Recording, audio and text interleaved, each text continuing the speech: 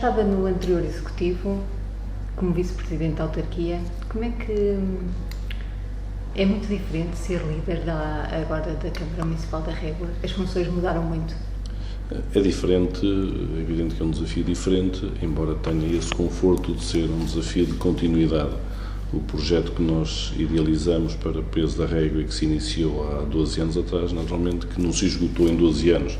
Há sempre momentos, e os ciclos autárquicos são esses momentos de refletir sobre aquilo que é o caminho traçado, daquilo que era o rumo traçado, e de facto foi isso que aconteceu. Em cada ciclo autárquico há sempre esse momento de reflexão e neste momento claramente que assumo que é um projeto de continuidade, o que não invalida que não haja novidades também e não haja linhas diferentes de atuação em relação ao passado, até porque as necessidades em função do trabalho também que nós vamos realizando também se alteraram.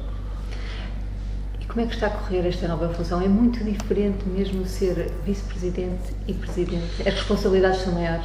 Não sinto isso porque já enquanto vice-presidente também acompanhava muito de perto o presidente, ele sempre me deu essa possibilidade de acompanhar muito de perto também a gestão global da autarquia e, portanto, foi uma transição pacífica, uma transição em que eu praticamente dominava já todos os dossiês da Câmara Municipal e, portanto, não senti uma dificuldade acrescida e é evidente que a relação que nós temos ainda hoje, quando é necessário, trocamos opiniões, mas de facto nós tínhamos uma proximidade muito grande, o que nos permitia ir fazendo a gestão conjunta da autarquia em todas as áreas, havendo competências e delegação de competências de áreas específicas em mim, mas de facto nós íamos partilhando e portanto fazíamos quase uma gestão conjunta da autarquia.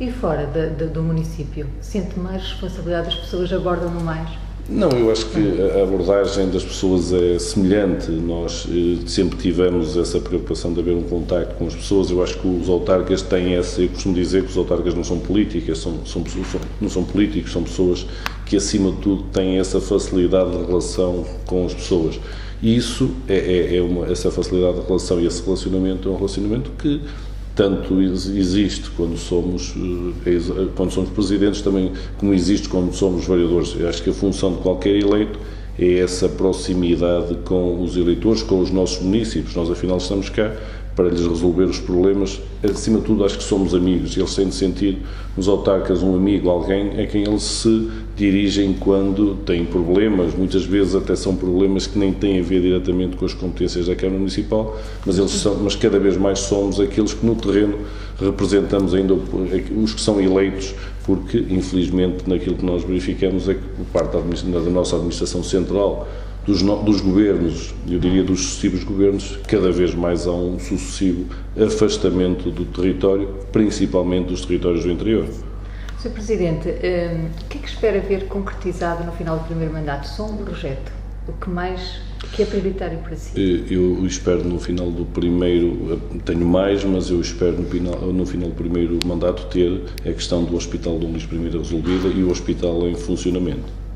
Era mesmo essa a questão seguinte, Hospital da Régua, ponto de situação para quando o início das obras? O Hospital da Régua tem uma candidatura que já há algum tempo aprovada, nós disponibilizamos uma verba significativa na ordem de 1.670.000 euros para que o Ministério da Saúde pudesse reabilitar este hospital. Mais uma vez estamos a substituir e estamos a entregar dinheiro que devia ser para outras obras de competência municipal, mas entendemos que esta era prioritária e, portanto, entregamos este dinheiro ou disponibilizamos este dinheiro à IRS para poder haver aqui obras de reabilitação e ao centro hospitalar. Infelizmente ainda não conseguimos chegar ao entendimento. Eu acho que o centro hospitalar falta, acima de tudo, definir o projeto que queremos para o hospital. A Câmara quer uma coisa, E a IRS eu não sei bem o que é que quer, porque já me apresentaram 3 projetos diferentes e, portanto, como já houve 3 modelos diferentes, eu ainda não sei muito bem o que é que eles querem. É evidente que nós pretendemos que esta reabilitação, e atendendo àquilo que é a primeira postura deles, que nos circunscrevem esta primeira intervenção a uma unidade de convalescença, nós queremos que esta unidade de convalescência não limite aquilo que pode ser o futuro do hospital. Possa ser o primeiro passo de uma reabilitação que há a ter passos futuros.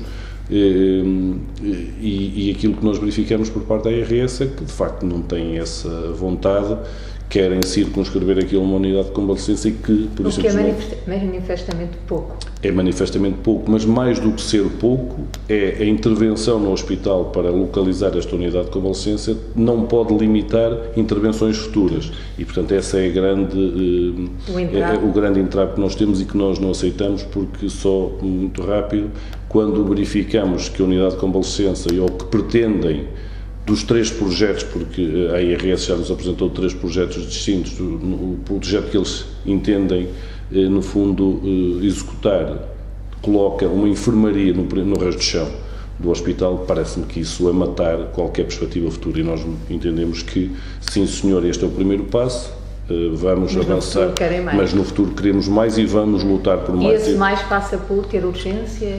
Passa por poder ter ali um serviço de atendimento, passa por ter meios complementares de diagnóstico, passa por ter ali um centro de reabilitação física que é importante e é uma necessidade da região, portanto passa por poder ter e protocolar consultas externas, portanto, de especialidade, portanto passa por um conjunto de áreas que nós entendemos que o hospital pode dar resposta. Essa é a nossa ambição e, portanto, não queremos, tendo um caminho a percorrer, não podemos permitir que logo no primeiro passo, na primeira intervenção, inclusive, ainda por cima, quando essa primeira fase é financiada, fomos nós que arranjamos esse financiamento, não podemos permitir que ela limite e boicote aquilo que nós pretendemos que possa ser, no fundo, o modelo futuro do hospital. Acha que há má vontade da parte da... Eu não sei se há má vontade, eu acho que assim, mais do que má vontade, eu acho que não há vontade e visão de olhar para este hospital com uma visão estratégica que possa fazer parte do centro hospitalar. Eu acho que continuamos ainda a ter uma dinâmica no centro hospitalar de centralizar tudo na unidade principal em Vila Real, então, e verificamos aquilo que têm sido os problemas também em Chaves, os problemas também que têm sido em Lamego, e de facto essa visão centralista dificulta depois toda esta ação. E parece-me que é um mau caminho. Eu acho que uma visão na área da saúde devia ser uma visão que devia disseminar e mais próxima das pessoas. Maior proximidade. Em duas linhas estratégicas, que aí é que sim deveria haver uma opção. Ou uma especialização nas outras unidades e, portanto, isso não está centrado em Vila Real, ou então que sejam unidades que, de facto, eu diria quase intermédias, em que filtrasse muito daquilo que vai para Vila Real. E eu acho que isso não está a acontecer e para mal daquilo que é o serviço que prestamos às nossas populações. E a nossa obrigação, de todos que são eleitos e todos aqueles que exercem funções públicas, é uma melhoria contínua dos serviços que nós prestamos às nossas populações. E nós, no interior, temos essa responsabilidade acrescida, porque cada vez mais a administração se afasta dos nossos territórios, sucessivos governos afastam-se dos nossos territórios. Sr. Presidente, este dinheiro está em risco se a obra não avançar? Começa a estar em risco, porque é evidente que nós, neste momento, temos pressão para que exista execução do quadro comunitário, portanto, porque esses indicadores vão ser importantes, até precisamos de uma fase de reformulação do quadro, portanto, os municípios estão a pedir um reforço acrescido, porque foram muito penalizados no início deste quadro comunitário e, portanto, quando estamos por um lado, e o município da Régua também está por um lado a pedir esse reforço e por outro não está a executar o que tem neste momento disponível, de facto é uma situação que tem alguma debilidade. Eu tenho salvaguardado que, para a execução do nosso Conselho, que esse valor não conte, porque de facto esse valor não está executado por responsabilidade da Administração Central, mas de facto é neste momento uma preocupação que eu tenho. Tive uma reunião há 15 dias que foi inconclusiva com o Sr. Presidente da IRS e do Centro Hospitalar. Pretendo ter rapidamente outra para chegarmos a uma linha de orientação e para chegarmos a um consenso daquilo que é o rumo. Portanto, e nós aquilo que queremos é um rumo, seja neste modelo no âmbito do centro hospitalar, seja em qualquer outro modelo que traga uma significativa melhoria dos serviços a prestar por este hospital. É isso que nós pretendemos para o hospital e para o nosso Conselho e para esta região, que tem o Hospital Dom Luís I tem uma abrangência muito grande. Nós, num estudo que fizemos, quando foi do encerramento do serviço de atendimento permanente, estimamos com dados que ele tivesse uma abrangência na ordem das 50 mil pessoas, e eu continuo a achar que não anda longe disso, e portanto este hospital a funcionar e com valências cá a funcionar e com qualidade de serviços, estou convencido que tem procura e tem populações para servir.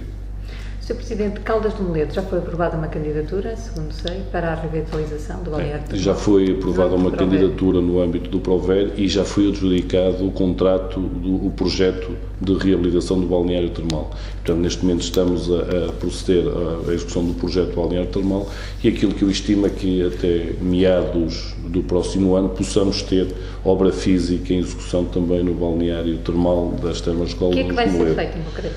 Em concreto, vamos pôr a funcionar aquilo que é o coração das Caldas de Moledo. As Caldas de Moledo, no fundo, o coração daquilo tudo, a mola real de desenvolvimento, claramente que é o balneário termal. Portanto, aquilo que nós vamos fazer é colocar o balneário termal a funcionar. E depois de ele estar a funcionar, estou convencido que depois de estar a funcionar vai ter muita procura, porque há muita gente que ainda hoje nos procura por causa das Termas de Moledo, é evidente que vai ser, no fundo, a mola para desenvolvimento também de todo aquele espaço, seja no âmbito da reabilitação, para o qual nós também temos aquilo inserido numa área de reabilitação urbana, seja também na construção nas próprias termas, no próprio espaço termal, de outras valências complementares de lazer também que possam atrair gente para aquele espaço.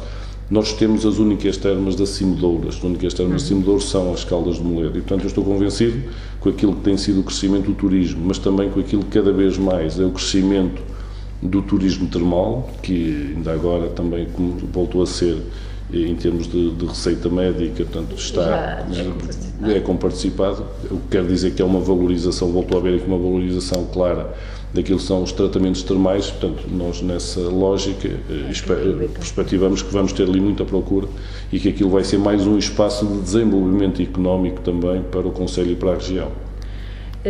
Este Executivo também pretende avançar com uma parceria com o município de Mesão Frio para o plano do pormenor intermunicipal do peso da régua. Em que consiste na prática esse plano? Isso é um instrumento de planeamento. Nós temos esta parceria que se está a estimar que possa, no fundo, vir a desenvolver-se, tem a ver também com o Parque Termal, porque o Parque Termal, estando neste momento, foi sempre gerido pela Câmara Municipal peso da régua, com exceção do tempo em que esteve ao turismo do Douro, pronto, que a única função que teve para aquele parque termal, a visão que teve foi encerrá-lo, porque foi aquilo que aconteceu. Eles, quando receberam, estavam em funcionamento e de seguida aquilo que fizeram foi encerrá-lo e, portanto, não permitiram, porque a Câmara Municipal na altura solicitou e lutou para que aquilo voltasse a ser propriedade da Câmara Municipal, não permitiram, portanto, não fizeram nada a não ser encerrar aquele espaço. É evidente que houve aqui um litígio com o Turismo do Douro, isso está ultrapassado, felizmente, com o Porto e Norte, que reconheceu a legitimidade de nós podermos ficar com aquele espaço.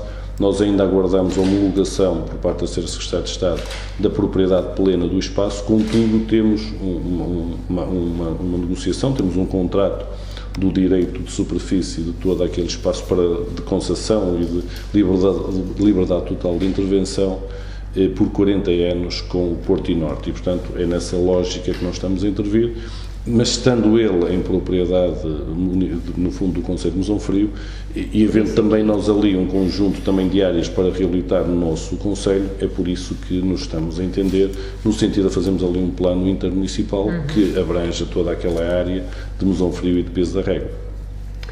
Sr. Presidente, o Colégio Salesiano de Poiares acabou por encerrar.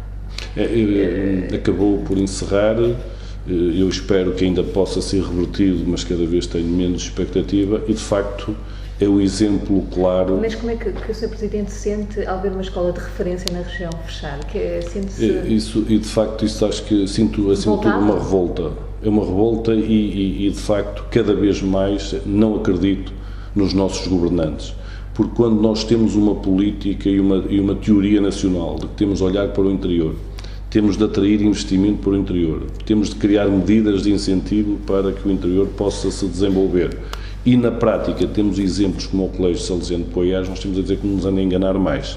Eu tenho recebido com todo o cuidado e com toda a cortesia todos os governantes neste Concelho, recebi cá o Sr. Ministro da Educação no Concelho que visitou o agrupamento de escolas. No dia anterior, uma assessora estava muito preocupada que pudesse haver aqui manifestações e incomodou-me às 11 da noite, preocupada com isso. Eu disse-lhe que o nosso Concelho não é assim que tratamos as coisas, tratamos nos sítios certos.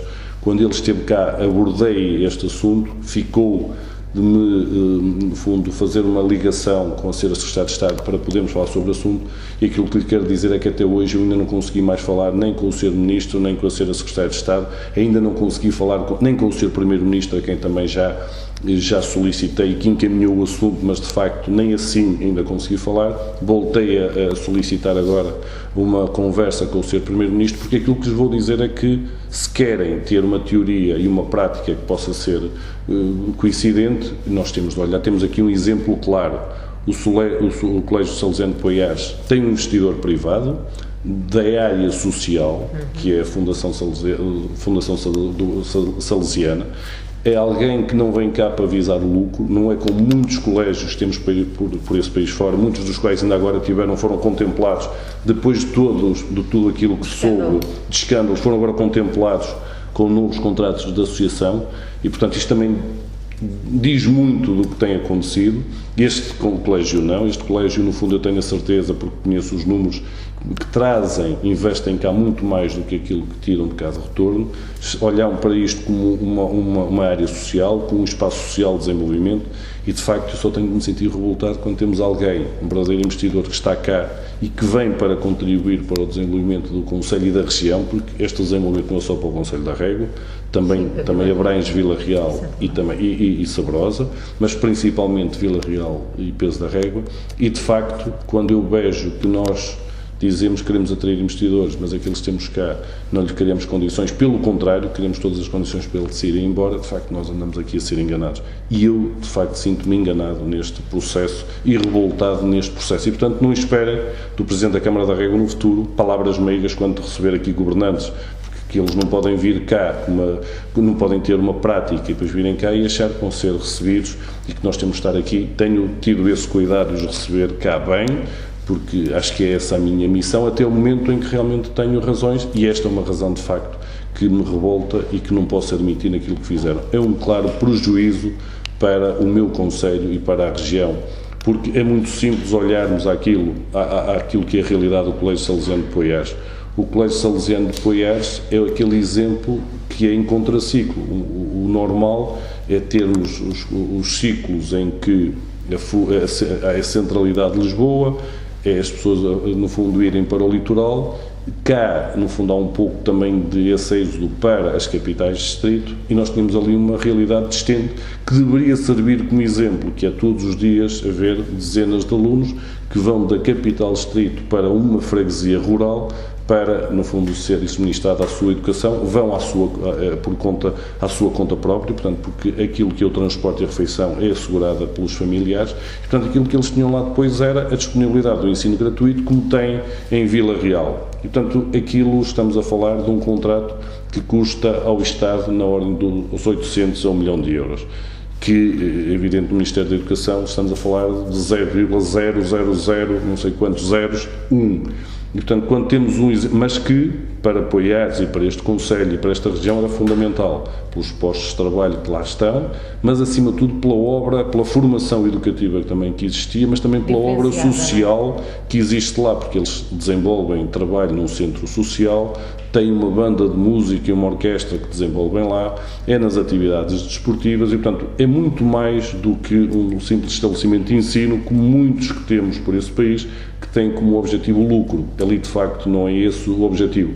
E vê-se que o investimento que eles lá fizeram, de facto, eles tinham a percepção que nunca iam reaver aquele investimento, mas faziam-no, eventualmente trazendo financiamento de outros lados, onde eles podem ter outra disponibilidade, para aqui. E este devia ser um exemplo que devia ser valorizado e servir de exemplo para outros que pudessem vir para o interior. Infelizmente, nós temos uma teoria, ainda não vai há muito tempo que houve um Conselho de Ministros em que mais um conjunto de medidas, mais um das dezenas de medidas e das dezenas de estudos, houve uma estrutura de missão que, entretanto, houve gente que se demitiu porque começaram a chegar à conclusão que andaram só mesmo a entreter, mas, de facto, continuamos a ter aqui.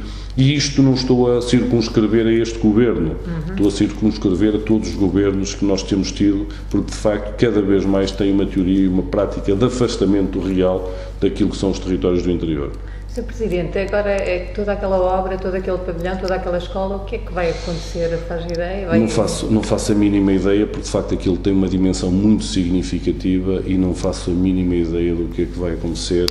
Ainda não tenho indicações, vai havendo perspectivas que aquilo possa ser vendido, não sei bem ainda a quem, não sei se algum dia teremos algum investidor que possa olhar para aquilo para lhe dar outro fim, mas de facto aquilo que eu ainda estou a tentar fazer, aquilo que eu espero é que um dia ainda algum governante se sente à minha frente para podermos discutir de uma forma... Era muito fácil resolver aquilo. Como lhe disse, estamos a falar de uma questão ínfima naquilo que é esta questão, porque isto não pode ser visto, esta questão dos contratos de associações, sabemos que é uma questão ideológica. Mas nós, quando olhamos para isto, não é uma questão de ideológica, porque nós não estamos aqui a servir, não é um privado que se está a servir do interior, não é um privado que está a servir deste contrato de associação, devíamos olhar para isto uma questão política e realmente uma questão política de incentivo para o interior e que podia ser usada como bandeira daquilo que podiam ser as medidas de compensação, que nem era de compensação. Nós não queremos aqui nenhuma medida de discriminação positiva, apenas queremos uma medida de isenção e que dessem ao Colégio Salesiano a possibilidade e a disponibilidade de receber alunos. Não estamos a obrigar ninguém a ir para aquele espaço, estamos a dizer a que quem quisesse ir para aquele espaço pudesse ir para aquele espaço. Era tão só isso que nós estamos a dizer. Eu estimo que qualquer dia também nas universidades se circunscrevam também aos distritos e, portanto, cada universidade vai começar a ter os alunos do seu distrito e, portanto, para circunscrever também e para fecharmos também cada vez mais isso, é o que eu estimo que venha a ser o futuro também daquilo que são estas exposições que vamos vendo e vamos assistindo. Presidente, e a nova Casa de Ouro está a representar bem todos os viticultores? Sei que tem uma posição um bocado distinta daquela que foi encontrada. Os autarcas opuseram-se quando esta posição foi tomada. De facto, neste momento estamos aqui numa situação ambígua, que ninguém sabe bem qual vai ser o futuro, e também aqui os autarcas vão continuar a ter uma posição clara sobre isto. Querem ter uma posição clara, estão a analisar o assunto. Há uma comissão de apoio à vitivinicultura que foi criada no seio da Cimodouro, da qual eu também faço parte, e que na última reunião já apresentamos um primeiro esboço daquilo que poderá ser a nossa proposta, a nossa posição. Estamos a discutir isso entre todos os autarcas. Em princípio irá à próxima reunião de agosto, quando muito em setembro também, outra posição, no sentido também de haver aqui o entendimento. A nossa posição é muito clara, temos uma posição apartidária, queremos ter uma posição de interesse para a região e, acima de tudo, que sirva como elemento conciliador também daquilo que vão ser as decisões tomadas na Assembleia da República.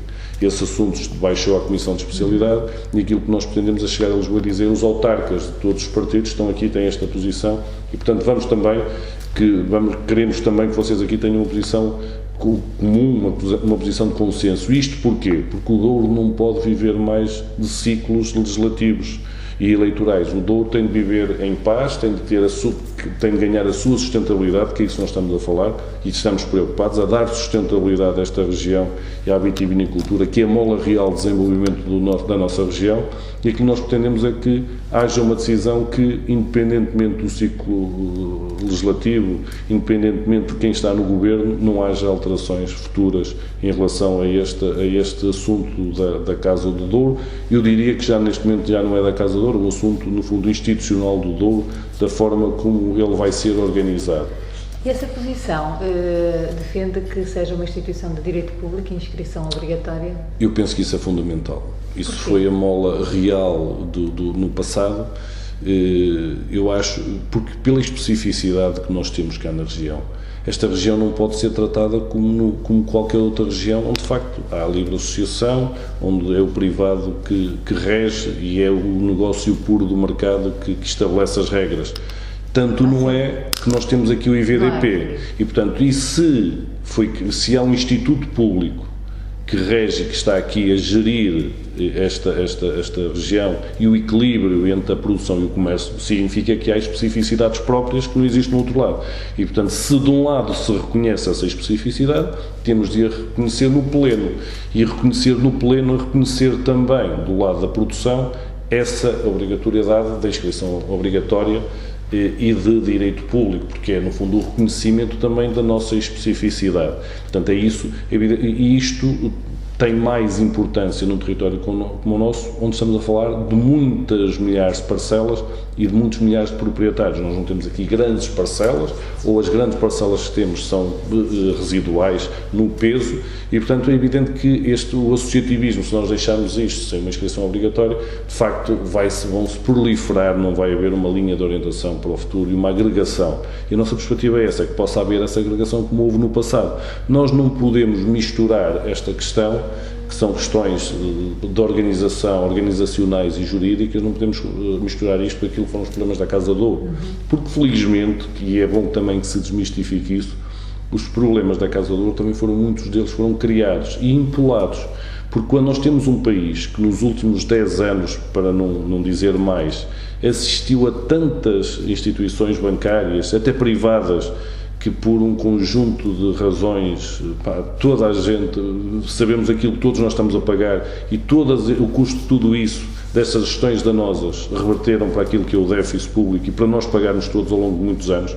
Quando nós verificamos isso, nós aqui estamos a olhar para a Casa de Ouro, que toda a gente quis quase associar a mais uma associação dessas, mas a Casa de Ouro é uma associação que ainda hoje detém património para solver as suas dívidas. E, portanto, estamos a falar de algo completamente diferente. Mas mais, essas dívidas foram criadas para ajudar os agricultores, para ir à produção retirar excedentes, que era uma função que eles tinham, e portanto criaram um património, por isso é que eles acumularam essas dívidas, mas acumularam ao mesmo tempo, associado às dívidas, o património, e portanto neste momento é no fundo já uma posição, diria, consensual, que as dívidas que a Casa de Ouro tem, de facto, tem património para cobrir, património esse que foi e que é dos lavradores, portanto foi património que não foi do Estado, não foi o Estado nem o Orçamento de Estado que no fundo entregou esse património, que no fundo ajudou esse património, foi construído no fundo pelos agricultores, pela produção, e de facto aquilo que nós pretendemos é que consigamos ter aqui uma instituição do direito público, de inscrição obrigatória, que possa ter competências, não vamos estar aqui a discutir as competências do passado, mas que se possa olhar para aquilo que é a nossa realidade e olhar de que forma é que nós podemos garantir a sustentabilidade de quem exerce ainda esta função, porque quando nós falamos, e é evidente que hoje falamos muito do turismo nesta região, mas o turismo tem como mola real a sustentabilidade do Douro, a sustentabilidade deste setor vitivinícola, portanto, e é aqui que nós temos de centrar sempre a nossa ação. Tudo o resto para complementar esta é a mola real e, portanto, os autarcas estão sensibilizados para isso, vão ter posições claras e estão a procurar consensos para que essas opções e essas posições sejam. Eu penso que neste momento já está criado princípios que nos vão levar a um consenso e, portanto, que nós possamos ser o primeiro exemplo daquilo que também estamos a exigir aos nossos partidos que nos têm a representação na Assembleia da República. Disse que Peso da Régua é também um local privilegiado do Douro por causa de que chegam aqui milhares de turistas durante todo o ano. Já se sente esse boom na cidade, no bolso dos raguenses? O Douro e Peso da Régua, nós temos de olhar à história para compreendermos aquilo que muitas vezes a evolução, e olhamos à história de centenas de anos atrás, e olhamos aos últimos anos para compreendermos um pouco daquilo que é a nossa posição, daquilo que foi a nossa evolução, daquilo que são as nossas perspectivas presentes e futuras. De facto, como disse há pouco, a mola real de desenvolvimento desta região será sempre a vinha e o vinho, e é assente nela que nós temos o turismo. Crescemos nos últimos 15 anos, estamos a crescer todos os anos no âmbito do turismo, de alguma forma que isso possa vir a complementar a atividade principal que é o setor vitivinícola. Esse é o principal desafio. Peso da Régua é um concelho pequeno em termos de área, temos cerca de 94 km², sempre foi visto como uma área ou como um espaço onde se centralizou os serviços, também eles ligados a esta área do vinho e da vinha, e também serviços e comércio de bens e serviços também. No fundo, o comércio era aqui a nossa mola de desenvolvimento, associado um pouco àquilo que éramos um centro abastecedor de toda a região. É evidente que com a evolução, com o desenvolvimento também dos concelhos, com os novos conceitos, com as proximidades, hoje, no fundo, temos vias que nos aproximam cada vez mais. É evidente que Peso da Régua já não é aquele centro, em termos de abastecedor e comercial, para toda a região que já foi no passado. Mas, em paralelo a isso, é evidente que criou uma nova, chegou-nos cá um novo desafio, que é não abastecermos a região, mas somos a porta de entrada de milhares de turistas que entram cá e que vêm ao Douro, seja por via fluvial, rodoviária e ferroviária. E também aí se vê claramente que estamos a preparar-nos ano após ano para darmos resposta a isso. Eu diria que, quando olhamos há 10 anos atrás e olhamos para hoje, de facto, a régua mudou, o peso da régua mudou por completo e hoje, aquilo que é a nossa realidade, a oferta, aquilo que é o nosso comércio, claramente começa a ter essas transformações e está vocacionado para aquilo que é a resposta que tem de dar ao turismo. É evidente que estes processos não se fazem numa década, não se fazem numa só geração, mas aquilo que se nota é que as gerações que começam também aqui a ter a potência comercial, muitas vindo de famílias já que têm essa potência, outros também iniciando agora o seu negócio, iniciam também com esta visão e com estas oportunidades que nós temos e que nós verificamos no turismo. Portanto, eu diria que de facto hoje já se começa a sentir.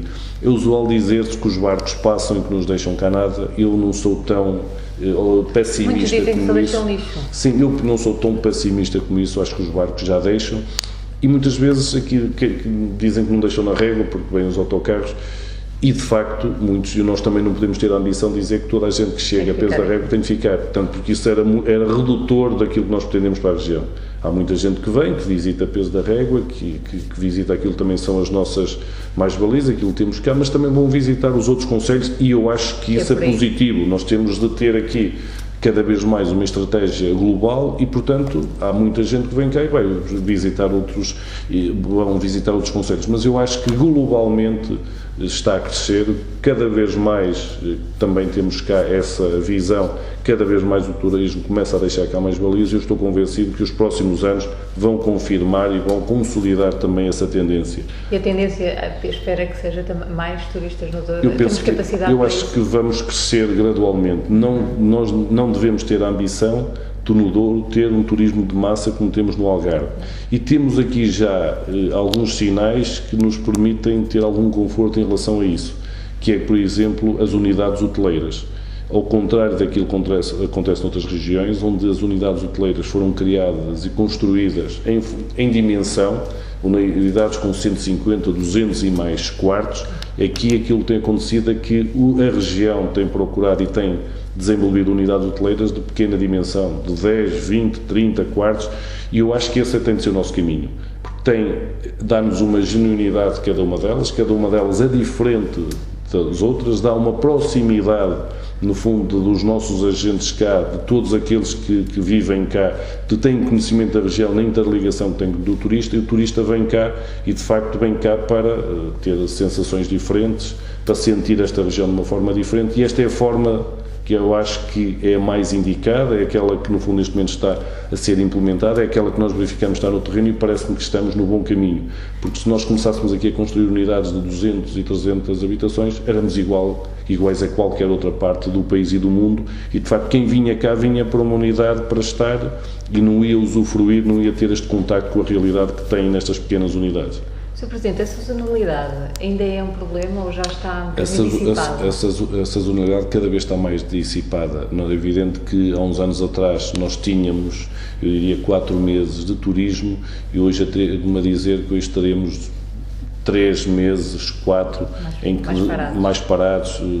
Novembro a fevereiro será a época mais, porque a partir daí de facto verificamos que ano após ano mais gente temos cá na região e é engraçado que não é só pela via fluvial, a via fluvial é a principal, é a principal neste momento nos traz gente, mas também verificamos que também pela via rodoviária muita gente vem cá, fins de semana e tudo, nos fins de semana já durante todo o ano verificamos que há cá muita gente que vem cá à região e que vem a peso da régua e vem à região, portanto cada vez mais a região acho que está a ultrapassar essa questão, que foi uma questão que nos levantava, durante muito tempo nos criou dúvidas sobre a sustentabilidade do turismo, mas eu acho que cada vez mais essa situação está a ser ultrapassada. E a estada média? É preciso aumentar os dias? Isso, no fundo, é o nosso desafio. Nós cada vez mais temos de olhar para isto e o nosso desafio é passar uma mensagem de que temos na região do Douro diversidades distintas. E eu atrevo-me a dizer que nós temos de ter a ambição de que o turista, para vir ao Douro e sair daqui plenamente conhecedor daquilo que é o Douro, tem de estar cá uma semana.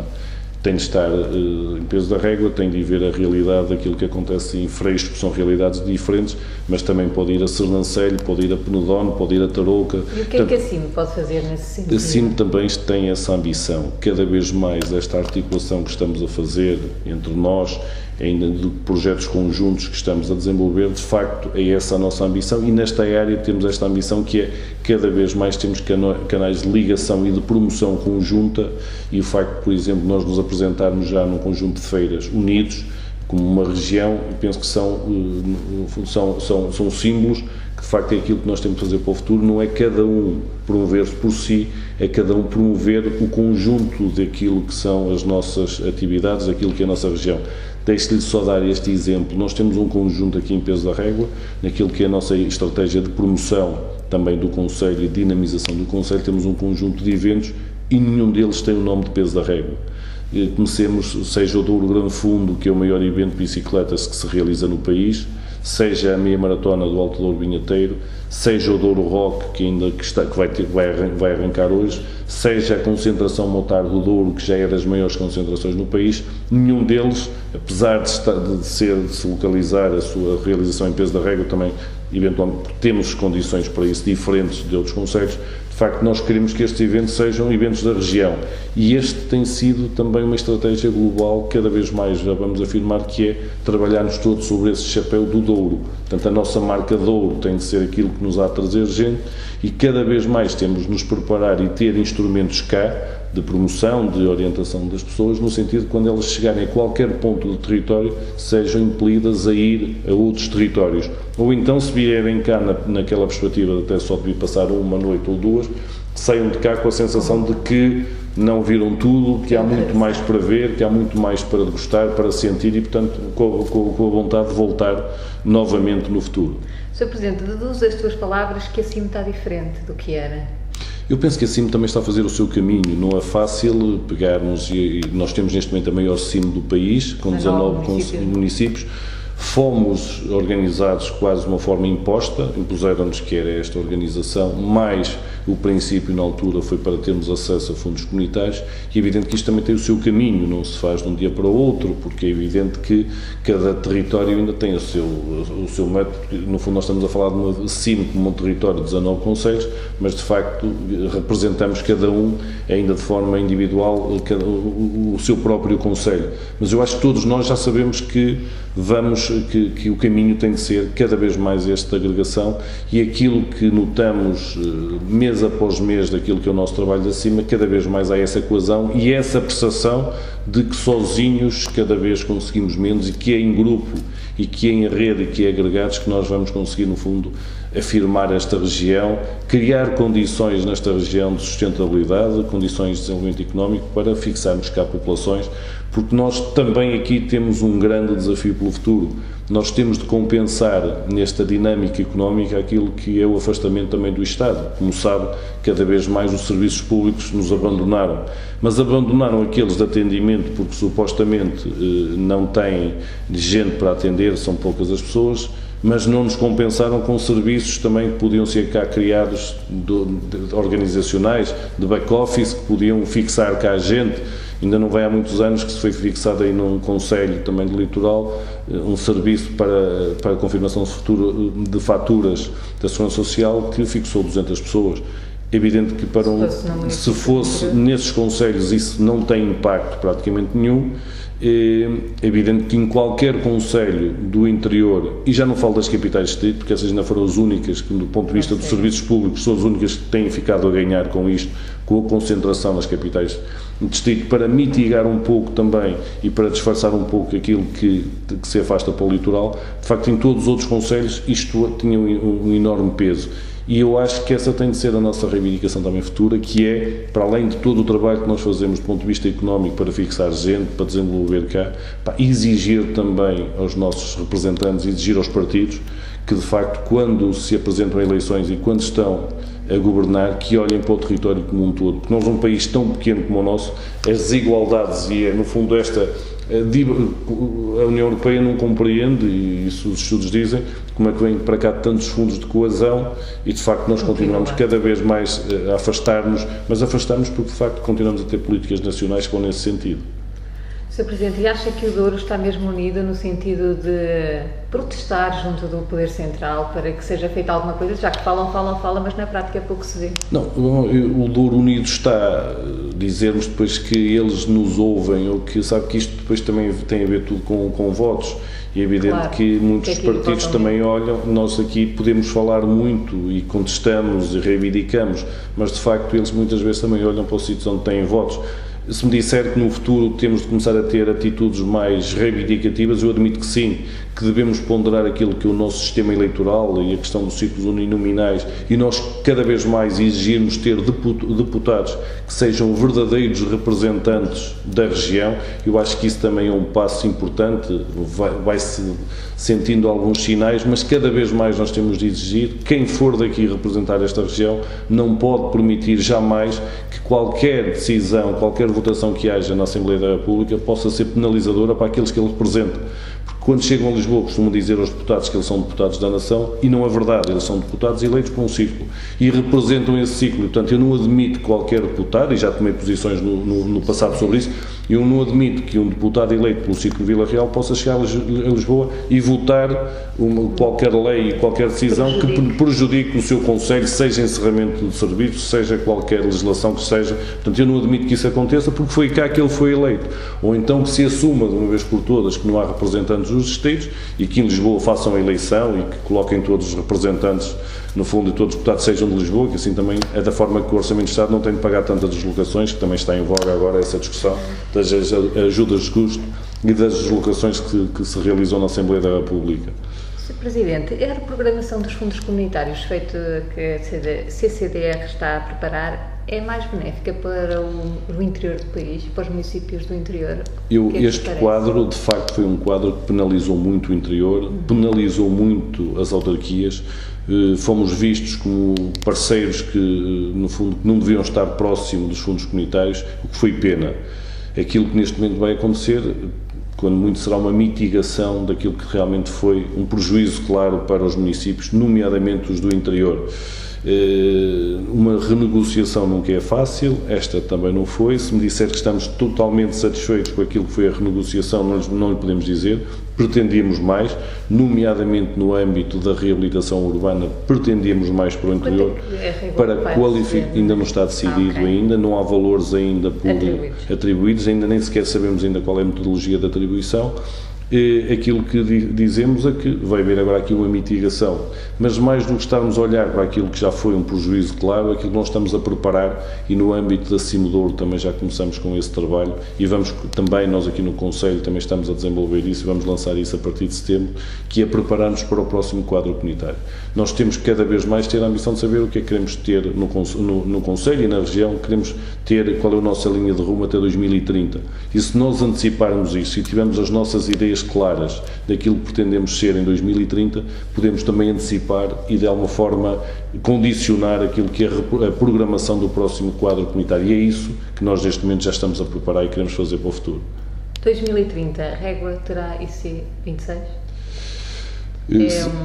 Vai continuar a ser, de facto, uma exigência nossa, um pedido. À volta da cidade. A circular é fundamental. Nós entendemos que a IC26 podia, de alguma forma, resolver esse problema da circular à nossa cidade. É uma obrigação, eu diria quase que era uma obrigação do Estado fazer isso, porque nós ainda não tivemos nenhuma intervenção, nós continuamos a ser dos poucos concelhos no país que ainda tem uma estrada nacional a passar em plena cidade. E que em setembro é o caos. Eu quero das vindimas, mas assim, e neste mês, os meses de verão são complicados, mas eu diria quase o ano todo nos fluxos do início de manhã, e não é com o trânsito local, é com o trânsito fora da nossa cidade, que no fundo isso acontece, e é evidente já não falo quando temos a cheia a chegar-nos já nem falo dessas alturas, porque realmente nessa altura isso é caótico. Eu reuni já com as estradas de Portugal, no sentido de dizer que é preciso olhar também para o nosso Conselho, e das duas uma, ou não nós... havia fundos, mas agora, ao que tudo indica, poderá ser... Eu não sei se vai haver agora, porque a questão que houve neste quadro comunitário é que tudo que eram estradas esteve afastado, ainda não há qualquer decisão se isto vai ser mitigado neste quadro, mas se for também estamos a falar de valores residuais, aquilo que nós pretendemos é que temos de olhar para o futuro, e no futuro eu acho que a IC26 é fundamental, mas se não existir a IC26 nós temos de ter uma via à régua que nos minimize aquilo que são neste momento os nossos constrangimentos, ou então temos de ponderar, colocar portagens, temos de ver do ponto de vista local, que é para começar também a proteger e no fundo a cobrar a quem passa no nosso concelho que vem de fora, para podermos com esse dinheiro fazer uma variante. Mas isto estou a dizer a título irónico, que aquilo que pretendemos é que as estradas de Portugal possam de facto olhar também para esta realidade. O projeto já existe, já foi falado há muito, a verdade é que... Não, a IC26 existe, nós tivemos também até a intervenção nisso no sentido de criar alternativas. Neste momento eu também já apresentei às estradas de Portugal uma possibilidade que, se não houver IC26, termos uma via que nos liga à zona da autoestrada, que ligue isso à zona empresarial do Val do Rodo, que ligue também à zona baixa da cidade, até porque temos ali também o Porto e o Porto Fluvial, onde sai muita gente, e portanto que haja uma ligação que permita também desafogar aquela zona. Eles já têm esse estudo, estamos a trabalhar nesse estudo também com uma empresa do setor, portanto aquilo que vamos ter, aquilo que pretendemos é rapidamente ter aquilo que é o nosso horizonte de projetos, daquilo que é a nossa linha de orientação até 2030, para poder ver o que é que ainda pode ser adicionado, o que é que ainda pode ser integrado neste quadro comunitário, mas também já condicionar e preparar aquilo que é o próximo quadro comunitário. Sr. Presidente, disse que esteve com a IP. Por acaso não lhe falou da vegetação alta que existe, por exemplo, na estrada mais bela do mundo, que já não se vê os sinais de trânsito? Falei, eu fui falar, posso lhe dizer que o problema da vegetação alta tem a ver com um problema de contrato. Eles têm um contrato para a manutenção das vias que está neste momento no Tribunal de Contas, acho que demorou a chegar, portanto foi um processo que foi moroso, e evidente neste momento está condicionado por algumas questões também do Tribunal de Contas que estão a ser levantadas e, portanto, está condicionado toda a limpeza de bermas, está condicionada a eliminação da nossa ponte pedonal, que neste momento também está sem eletricidade, também porque houve ali alguns problemas e também, no fundo, alguns furtos daquilo que era o material de iluminação. Também ele estava integrado lá e, portanto, tudo o que está condicionado em termos de bermas das estradas de Portugal tem a ver com as dificuldades neste momento de visto por parte do Tribunal de Contas e, portanto, essa questão também foi levantada e foi esclarecida daquilo que estava a passar. Sr. Presidente, agosto é um mês de férias, a Régua tem também bastantes imigrantes. O que é que está programado durante este mês, por esta última quinzena? Vamos ter as festas de Nossa Senhora de Socorro? É isso? As festas que já começaram, nós temos um plano de eventos que já começou no início de maio com eventos de dimensão nacional, como já referi, foi a questão do Douro Grande Fundo, tivemos a meia maratona, concentração montar, tivemos a Final Four do Handball, portanto temos já um conjunto de eventos. Neste momento está a arrancar também o Douro Rock, que também está integrado naquilo que são as nossas festividades, e nos dias principais daquilo que são as festas em honra a Nossa Senhora do Socorro, teremos a Noite de Fados, que já é tradicional na zona alta da cidade, no dia 13, o dia 14 continua a ser um dia cada vez também forte do ponto de vista daquilo que é a nossa noitada na zona alta da cidade, com o 14 de agosto, que já é uma marca também da região, onde muita gente, que junta já milhares de pessoas naquela zona, e é evidente que vamos ter a procissão do Triunfo, teremos também aquilo que também já é um ícone nacional do nosso fogo lançado do Rio, que de facto criamos aqui um cenário único e cada vez também traz mais gente para este cenário. Há alturas que quando olho para as encostas e quando estou lá em baixo, perto da zona de lançamento, de facto olho para as encostas, estou lá e vejo gente por todo lado, seja na nossa margem, seja na margem de Lamego, e portanto pretendemos com tudo isto também afirmar o nosso concelho, receber aquilo que são e acarinhar os nossos imigrantes que vêm cá nesta fase, que é importante que nós façamos isso, porque hoje a mentalidade dos nossos imigrantes é diferente daquela que existia há 10 e 20 anos atrás, portanto é importante também que nós olhemos para eles e que os acarinhemos cada vez mais para que eles continuem a identificar eles e no fundo todos os seus descendentes continuam a identificar-se com aquilo que é o seu território de origem, o seu território natural, e que um dia possam ter essa ambição e esse desejo de voltar cá, porque é isso que nós pretendemos, a ter gente, e no fundo temos os nossos imigrantes sempre gente que teve de sair por dificuldades várias, teve de sair do seu território, mas devemos ter essa ambição de que eles possam um dia regressar cá também, contribuírem para aquilo que é o desenvolvimento do nosso território. Sr. Sr. Presidente, qual é a situação financeira do município? É equilibrada? A situação financeira do município é equilibrada, com muitas dificuldades, acima de tudo por uma decisão política que nós assumimos no passado, que agora, no fundo, vamos também proceder a um ajustamento que tem a ver com o déficit que o município foi acumulando anualmente na água, no saneamento e no lixo. Nós, por uma decisão política que teve a ver com as dificuldades também que o país atravessou durante muitos anos, portanto, eu lembro que em 2005 já o país estava em dificuldades, havia o discurso da tanga e daí para cá, de facto, nós tivemos muitos anos de dificuldades e a nossa forma de contribuir para mitigar essas dificuldades nos nossos municípios foi não onerá-los com estas. E, portanto, durante 12 anos, até o momento, nós ainda não acrescentamos um único cêntimo àquilo que é a sua fatura nestes 3 serviços, tendo eles, ao longo destes anos, tido acréscimos bastante significativos e, portanto, e aquilo que posso lhe dizer que nós, o nosso déficit atual nestes 3 serviços anual é na ordem dos 2.950.000 euros que acumulamos de déficit e pesa muito nas nossas contas. É evidente que hoje olhamos para uma realidade diferente.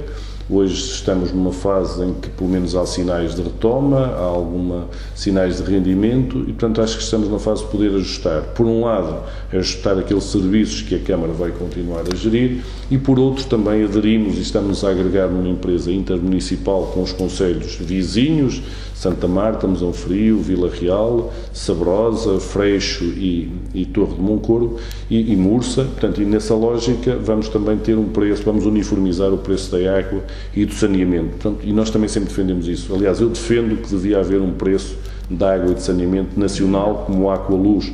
E, portanto, havia de haver aqui um princípio de coesão geral, da mesma forma que nós na eletricidade pagamos todos ao mesmo preço, e aqui em Peso da Régua temos, no fundo, um centro de produção aqui a 3 km e, portanto, se nós temos esse centro e pagamos ao mesmo custo que se paga em Lisboa e no Porto, seria justo também que a água se pagasse por igual em todo o país. Isso não acontece. Nós agora vamos aplicar, no fundo, uniformizar esse preço nesta empresa que vamos agregar. É evidente que Peso da Régua é o concelho que vai ter de fazer o caminho de aproximação mais longo, porque é que ele tem os custos mais baixos, de facto, cobra aos municípios, mas também aqui vamos fazer um processo gradual de aproximação, quando estes processos... Não haverá aumentos bruscos? Não haverá aumentos bruscos, nem uma atualização global, vai ter de haver uma atualização, no fundo, gradual. O primeiro momento, eventualmente, poderá ser aquilo que mais vai pesar, mas depois tem de ser, essa aproximação tem de ser gradual para podermos, no fundo, uniformizar. Com esta situação resolvida, de facto, eu digo-lhe que, no fundo, a situação financeira do município estaria praticamente estabilizada e resolvida, porque basta fazermos contas àquilo que é um déficit de 2.950.000 euros por ano, para somarmos em 4 ou 5 anos para verificarmos que isso representa a dívida que o município tem neste momento. E, portanto, e isso não impediu que nós fôssemos fazendo muita obra e muito desenvolvimento do nosso concelho, mas é evidente que fomos utilizando aquilo que era a nossa capacidade de endividamento. Portanto, utilizamos-la sempre no limite, conciliando aquilo que era a cobertura deste déficit, fazendo aquilo que se chama alguma engenharia financeira para ir conciliando aquilo que eram estes princípios.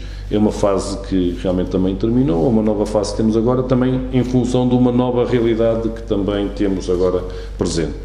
Sr. Presidente, para atrair investimento é muito difícil para as autarquias conseguir atrair para aqui investimento e fixar mais pessoas? Eu acho que nós, mais do que tentamos todas as formas atrair esse investimento, é evidente que um concelho como Peso da Régua, o investimento tem de ser sempre ligado a estas áreas que estão aqui em desenvolvimento, seja na área da restauração, na área do turismo, na área do vinho, portanto, e aqui também pode haver algumas possibilidades.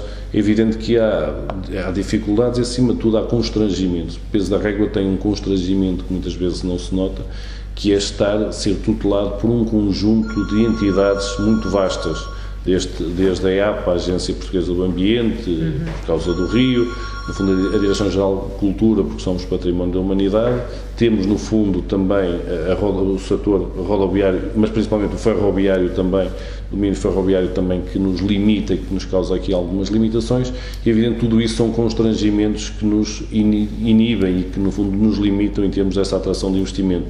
Nunca seremos um concelho industrializado, nunca o fomos, nem temos condições para o ser, porque é evidente que todas as parcelas que nós temos no nosso concelho são parcelas também, todas elas, a maioria delas, ou estão em área de construção, ou estão em área, no fundo, de vinha, portanto têm, no fundo, algum valor do ponto de vista financeiro, portanto nós não podemos estar aqui a competir, nem queremos, com aqueles concelhos que têm áreas, no fundo, completamente livres e áreas, no fundo, onde o custo por metro quadrado é muito residual. Mas aquilo que nós pretendemos é continuar, aquilo foi uma linha sempre do passado, centrarmos aquilo que é a nossa atuação naquilo que é e as nossas mais-valias, que é o comércio de bens e serviços, potenciar toda essa área, continuarmos a ser aqui o centro comercial por excelência da região e, por outro, também vocacionado para aquilo que os turistas, aquilo que temos cá na região.